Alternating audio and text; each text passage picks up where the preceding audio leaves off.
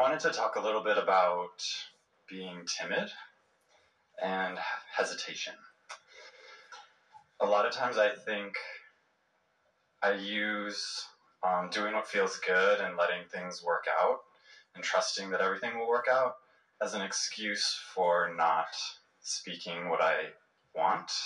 Maybe, but when you are in alignment, you are not timid. You're sensitive maybe to others, but there's a clarity that brings a usual sense of boldness with it. And that feeling of hesitation is always about split energy. That feeling of second guessing yourself is always about split energy. Certainly that catering to what others think, in other words, looking for their approval and coming not to trust it, because often that they're not in alignment, and so they don't appreciate you, not because you're not appreciatable, but because they're not in the mode of appreciation.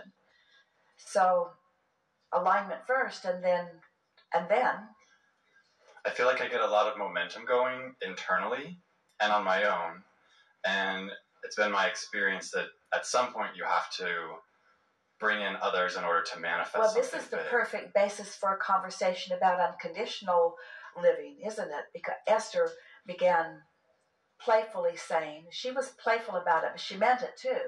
She said, I think I'm becoming a sort of vibrational snob, because she was enjoying her high-flying feeling and not really wanting to come down from it, and finding that sometimes in interacting with others that she would focus on conditions that then would make it not possible for her to maintain her alignment. And so then she began saying things like, when I'm by myself, I can fly pretty high, and with strangers too.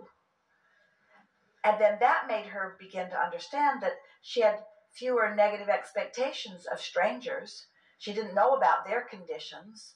So she was just naturally living more unconditionally when she was by herself, because there were frankly fewer conditions to notice, and fewer conditions with strangers than with people that she had already formed opinions about that were conditional and keeping her from her alignment.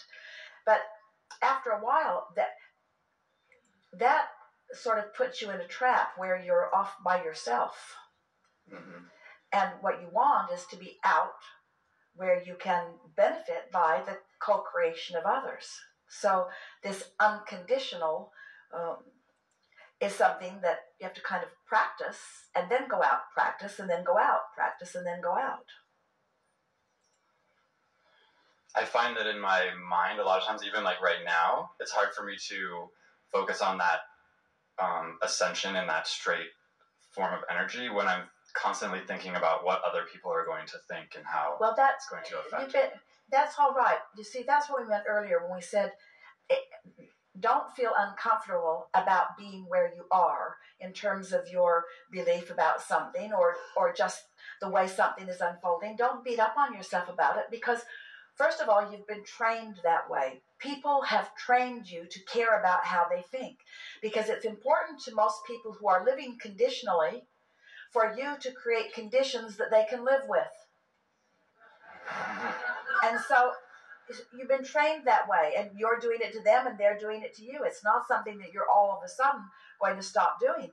But there is an endless trap in that, because the more conditions you find necessary to control, and the more you are able to a certain extent muster your power and your clarity and your strength and your position or whatever in order to demand conditions that please you, then the bigger the trap you get into, because the more you have to control. That's usually what makes people finally give it up, because there become too many things that you can't control that you feel that you need to control in order to feel good.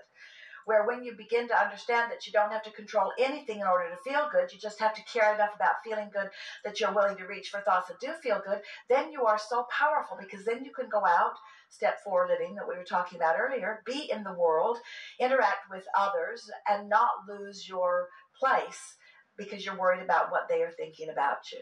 It's easy to develop a belief of mistrust about how people feel about you, because most people are not making you the center of their universe. And those who are, in time, you wish they wouldn't. Because when somebody makes you the center of their universe, then they tend to think that their well-being is conditional on what you were able to achieve or perform, and then that starts feeling like entrapment, and before long you're resenting that person and the hold they've got on you in your life experience. This is all making perfect sense to you, isn't it? So come back around to what you were talking about earlier. In other words, we understand that when that it's easy not to trust people to like you because of experiences that you may have had, and because of the drum that you keep beating, and because when you expect something it turns out that way. That's why it is so freeing to let go of that. Does it feel to you that we are wanting you to let go of all conditions and just live in this very general world of emotions? Because that's not our intent at all. We just want you to start there and then go out.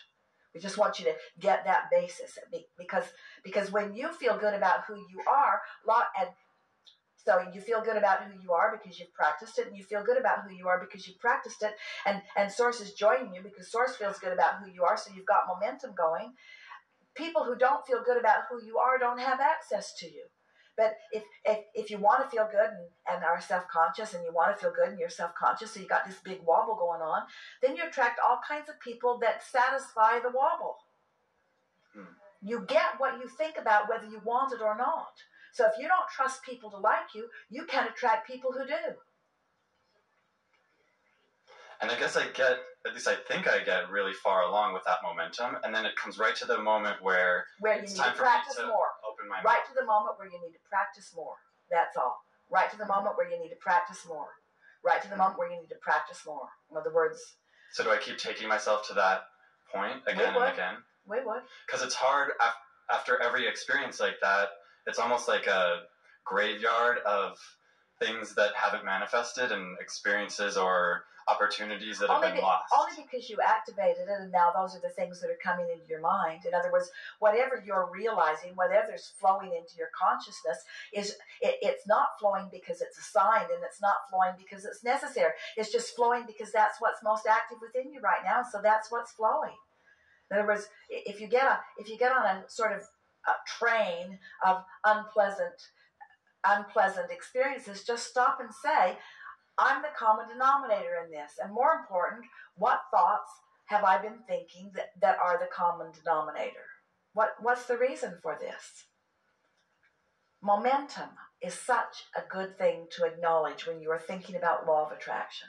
Because when you get off on a vibrational jag, on a thought jag, don't you notice that even when you're around the table with people visiting, that somebody will start something, then another jumps in, another jumps in, and another jumps in, but you won't jump in if you're steady before you get there. If you are in alignment with who you are before you get there, then those conditions won't evoke from you a feeling of being timid. They will evoke from you a feeling of being clear-minded, that jumping in here is not going to be to any advantage. The thing that is common in interacting with others is you start out with a slight insecurity about what you know, or about something, about what you know. And then as you talk with others, there's a trying to shore up what you know from a place of being uncertain. The thing that trips more of you up in finding this wobble-free alignment more often is that it feels to you that you need somebody else to understand what you're saying or even agree with you, which means you're trying to align with you're looking to them for the power rather than to your alignment with Source for the power. Does that make sense to you? Yes. And so when you're looking to them so now it's important, Esther would say to Jerry, I really want to know what you think. And he would give her that silly grin, and he would say, I don't think you want so much to know what I think. I think you just want me to agree with you. because the conversation sometimes would go on for a while as she's coming at it from another way and from another way and from another way. Because there's something about getting somebody to agree with you that can sort of shore you up. But it really is looking for alignment or love in all the wrong places. And so when you're looking, that feeling that you need to convince, you need to make yourself understood. You need them to understand you is the biggest trap of all, because if they're not in the vibrational vicinity of where you are, they're not going to understand you anyway. And the harder you try, then the more conditions you introduce to the scenario that have the likelihood of causing you to begin to wobble. And then you feel timid. And so rather than calling it timid, call it wobble. Rather than calling it angry, for a little while, call it wobble. Instead of calling it frustrated, call it wobble. Call it me introducing into what could be a pure vibration with lots of strength and power and clarity. I'm introducing wobble because I'm trying to get you to agree with me, rather than aligning with what already agrees with me. Source loves me. You don't. When I try to get you to love me, I wobble. Source loves me. If I was looking for love from Source, I wouldn't be wobbling, because Source is right there loving me. Source is unconditional. Source isn't saying you have to have this skin color or this sexual orientation or this financial prowess or this political or religious affiliation. Source is loving unconditionally. It's humans that make it hard for you to trust, you see. So why are you looking to the humans for your alignment when Source is right there beaming it at you all the time and giving you constant feedback about how close to the beam you are or not, you see? So now when you say, sometimes I'm timid, what you really mean is, sometimes I don't trust other people to hold me in alignment while they're in alignment with Source. And since I'm not willing to find alignment, we're just carried away here, since I'm not going to get in alignment with Source, I'm going to find some person who's already in alignment with Source, and then I'll hook up with my alignment through that other person. Oh, missed that one. Now I'm timid. Oh, missed. That one's not in alignment either, so I feel timid. That one's not in alignment, so I still feel timid. That one, will you please look at me and be in alignment and love me? Oh, not you either, huh? So I still feel timid. Where you could just directly go to Source, who's always there, loving you unconditionally. And then you don't feel timid. You feel bold, you feel empowered, you feel sure, you feel certain. You feel ready. Helpful?